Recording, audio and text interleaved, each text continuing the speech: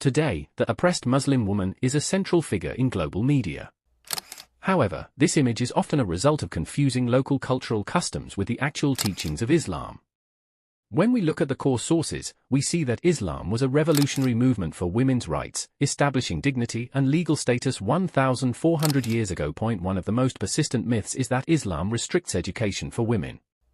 In reality, the Prophet Muhammad, PBUH, declared, seeking knowledge is an obligation upon every Muslim, male and female. The proof, this wasn't just theory. In 859 AD, a Muslim woman named Fatima al-Fihri founded the University of Al-Qarawiyyin in Morocco, the oldest degree-granting university in the world. Islam views an educated woman as a pillar of a healthy society, not a threat to it. 2. Absolute financial independence. In many Western societies, women struggled for the right to own property or control their own wages until the late 19th and 20th centuries. Islam granted these rights in the 7th century.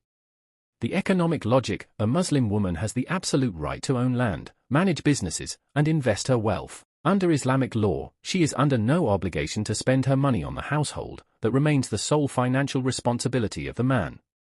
Her wealth is her own, protected and private. 3. Protection of identity and consent. A common misconception is that Muslim women are given away without a choice. Marital autonomy, forced marriage is strictly forbidden and is considered legally invalid in Islam.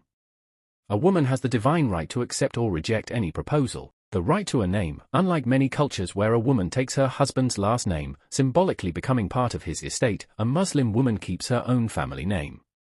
She retains her lineage and her individual identity for life. 4. The hijab, a different kind of freedom. The world often measures a liberation by how much skin is shown, but Islam defines liberation as the right to control access to one's body. The philosophy: for most Muslim women, the hijab is a choice to be valued for their mind, character, and soul rather than their physical appearance. It is a refusal to let the commercial male gaze define their worth. It is self-ownership in its purest form. 5. Social and political influence. History proves that Muslim women were never meant to be silent. From Aisha, who was one of the greatest jurists and scholars of the early Islamic world, to Shifa bint Abdullah, who was appointed as the controller of the market, an administrative judge, in Medina, women have always been leaders, warriors, and thinkers.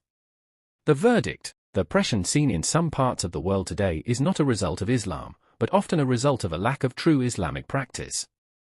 When cultural traditions are stripped away, what remains is a faith that elevated women from property to leaders centuries before the modern world even considered it.